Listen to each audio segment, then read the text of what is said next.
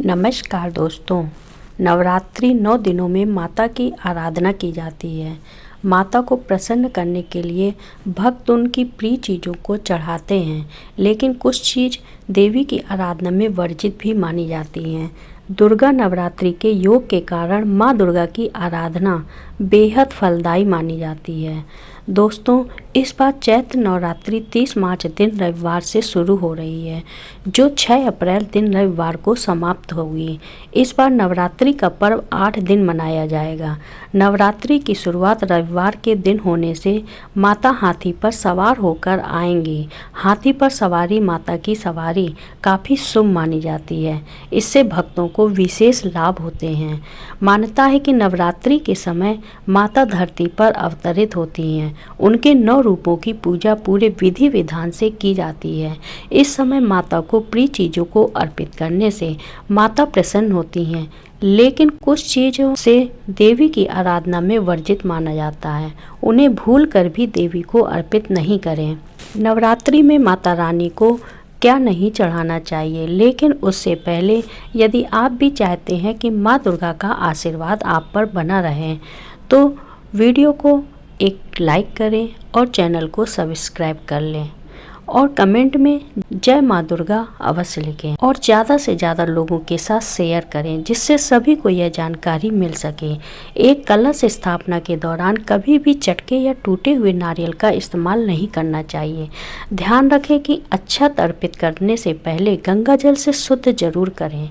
इसी तरह टूटी हुई लौंग भी माता को चढ़ाना अशुभ माना जाता है। इससे पूजा का फल नहीं मिलता। ऐसे में ध्यान रखने की कि माँ को फूल वाली लौंग ही चढ़ाएं। नवरात्रि की पूजा करते समय माँ दुर्गा की पूजा की जाती है और साथ ही दुर्गा सप्तशती का पाठ करने से भी लाभ होता है। यह पाठ थोड़ी हल्की आवाज़ में करना चाहिए। इसके साथ ही कवच कीलक और अर्गला स्तोत्र का पाठ करने से भी लाभ होता है। नवरात्रि के दौरान माता की पूजा में भूल कर भी तुलसी के पत्ते नहीं चढ़ाएं। यह माता की पूजा में वर्जित माने जाते हैं। इसके साथ ही बेल चढ़ाने की भी मनाही होती है। इन चीज़ों से माँ आपसे रुष्ट हो सकती हैं।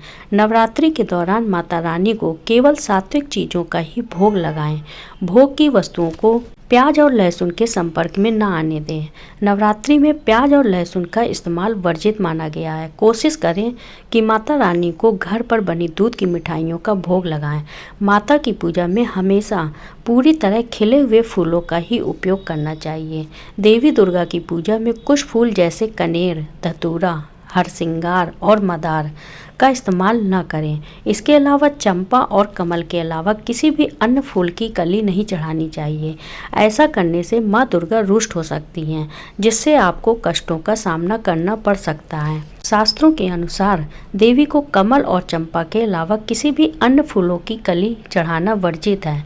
लाल रंग के फूलों से माता सबसे ज़्यादा प्रसन्न होती हैं। नवरात्रि की पूजा में दुर्गा सप्तशती, दुर्गा चालीसा और मंत्रों का जाप करना चाहिए। पूजा के दौरान कभी भी बीच में उठना नहीं चाहिए। ऐसा करने से पूजा निष्फल हो जाती है। माता की पूजा के लिए कभी भी अपवित्र स्थान से लाए फूलों का उपयोग नहीं करना चाहिए। देवी को नीचे गिरे हुए फूलों को चढ़ाना भी वर्जित माना गया है। इसके अलावा माता रानी को पूजा में भूल कर भी काले और भूरे रंग के वस्तुओं को धारण नहीं करना चाहिए। ऐसा करने से घर में नकारात्मक ऊर्जा का आगमन होता है, सकारात्मकता दूर चली जाती है। नवरात्रि पूजन में देवी को भूल कर भी मदार के पुष्प न चढ़ाएं। ऐसा करने से माता रानी क्रोधित हो सकती हैं, जिससे सभी को परिवार में कष्टों का सामना करना पड़ सकता है। माँ दुर्गा को चढ़ावा चढ़ाने के लिए किस विधि से करना चाहिए? माँ दुर्गा की पूजा से पहले स्नान करके आप साफ सुथरे वस्त्र धारण कर लें। फिर चौकी पर माँ दुर्गा की प्रतिमा स्थापित करें और कलश की स्थापना करें। इसके बाद कुश के आसन पर पूर्व की ओर मुंह करके बैठें और माँ का ध्यान करें। माँ का ध्यान करते हुए उन्हें आमंत्रित करें और उनके पैर धोएं। इसके बाद श्रृंगार का सामान चढ़ाएं। माँ को चुनरी ओढ़ाएं और लाल टीका लगाएं। फिर धूप दीप के साथ माँ दुर्गा की आराधना करें और लाल गुड़हल के पुष्प अर्पित करें। इसके साथ आप भोग के रूप में खीर, पूड़ी और मिठाई चढ़ाएं। फिर माँ दुर्गा की आरती करें और सबको प्रसाद बांटें। माँ दुर्गा को चढ़ावा चढ़ाने के लाभ हैं। गुड़हल के फूल की मान्यता है कि माँ दुर्गा को लाल गुड़हल का फूल बहुत पसंद है। लाल गुड़हल के फूल से देवी की पूजा का उल्लेख पुराणों और शास्त्रों में किया गया है। लाल गुड़हल का फूल चढ़ाने से माँ प्रसन्न होती हैं और आशीर्वाद देती हैं। समी का पत्ता, माँ दुर्गा को समी का पत्ता बहुत प्रिय है। माँ दुर्गा को समी का बस एक पत्ता हर दिन चढ़ाएं तो माता रानी की असीम कृपा होगी।